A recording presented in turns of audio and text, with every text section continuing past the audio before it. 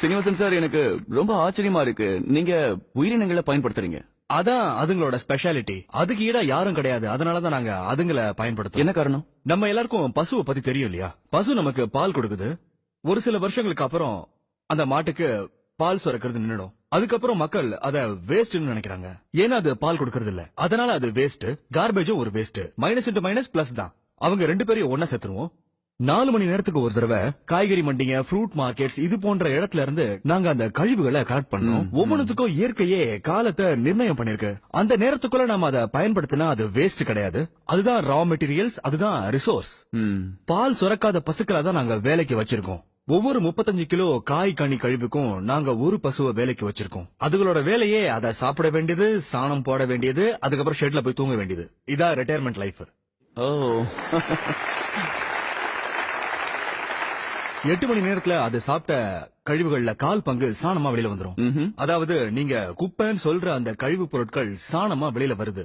அந்த சாணத்துல நமக்கு தேவையான மீத்தேன் இருக்கு. நாங்க அந்த சாணத்தை பயோடைஜஸ்டர்ல போட்டுறோம். அதாவது பயோகேஸ் பிளான்ட். அதுல இருந்து 99% மீத்தேன் ஃப்ரீ சாணமா வெளியில வரும். அத புழுக்களோட குழியில போட்டுருவோம். அதுக்கப்புறம் அதுல இருந்து கிடைக்கிற கழிவானது அதுவும் 100% அதுங்களோட வயிற்றுல இருந்து வந்தது.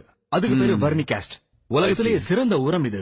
உலகத்திலேயே சிறந்த உரம். இந்த மண்புழு கழிவை பிளாக் கோல்டுன்னு சொல்லுவாங்க. இத நேரடியா பூமியில உபயோகப்படுத்தலாம். மத்ததுல பாக்டீரியல் ப்ராசஸ் மூலமா டீகம்போஸ் பண்றதுக்கு 45 நாள் ஆகும். இப்போ ஒரு உதாரணம் சொல்றேன். திங்கட்கிழமை காலையில அம்மா வீட்டுல காய்கறி நறுக்குறாங்க. அதாவது காலையில 6 மணிக்கு. 9 மணிக்கு எங்க வண்டி வந்து அந்த வேஸ்ட கலெக்ட் பண்ணிடும். 10:30 மணிக்கு அதை பசுக்களுக்கு போட்டுருவோம். 6 மணிக்கு சாணமா அது ரெடி ஆயிடும். அத பயோடைஜஸ்டர்ல போட்டா மீத்தேன் இல்லாத சாணமா வெளியில வந்துரும். உடனே அத மண்புழு குழியில போட்டுருவோம். மறுநாள் மாலையோ இல்ல அதுக்கு அடுத்த நாள் காலையோ, அதாவது 72 மணி நேரத்துக்குள்ள நம்ம கையில பிளாக் கோல்டு இருக்கும். உலகத்திலேயே இதுதான் ரொம்ப வேகமான ப்ராசஸ். எந்த மிஷினாலையும் இதை செய்ய முடியாது, செயற்கை சக்தியோட உதவி இல்லாம.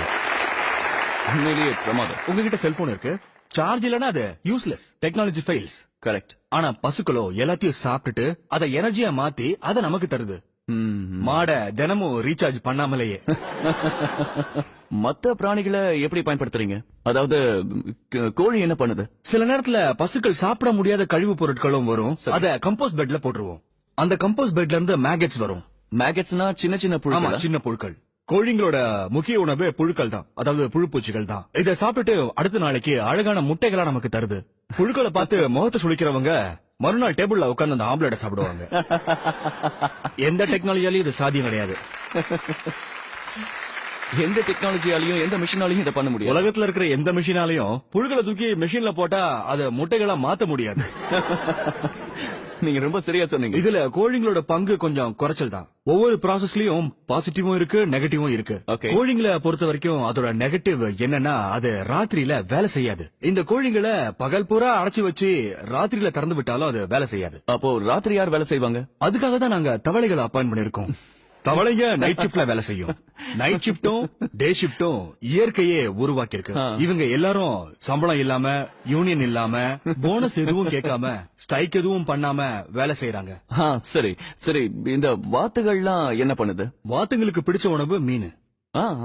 ஆனா முனிசிபல் கார்பரேஷனுக்கு மீன் கழிவால பிரச்சனை. அவங்களுக்கு மீனால பிரச்சனை, இதுங்களுக்கு மீன் தேவை. 3 மணி நேரத்துக்கு ஒரு தடவை அந்த மீன் கழிவுகளை கலெக்ட் பண்ணி வாத்துகளுக்கு போட்டோம்னா உடனே சாப்பிடும். கம்போஸ் ஆகிறதுக்கு 120 நாள் ஆகக்கூடிய கழிவுகளை 15-20 நிமிஷத்துல சாப்பிட்டுட்டு அழகான முட்டைகளா கொடுக்குது.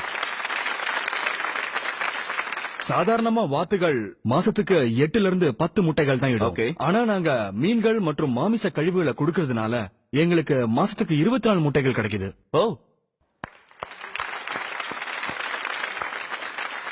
அப்ப 20 வாத்துகள்னா இன்னும் பல மடங்கு. ஆமா, எங்க கிட்ட 11 பெண் வாத்துகளுக்கு ஒரு ஆண் வாத்து வீதம் இருக்கு. ஏன் 11 பெண்ணும் ஒரு முட்டைகளுக்கு தான்? 11 பெண் வாத்துகளுக்கு ஒரு ஆண் வாத்து போதும்.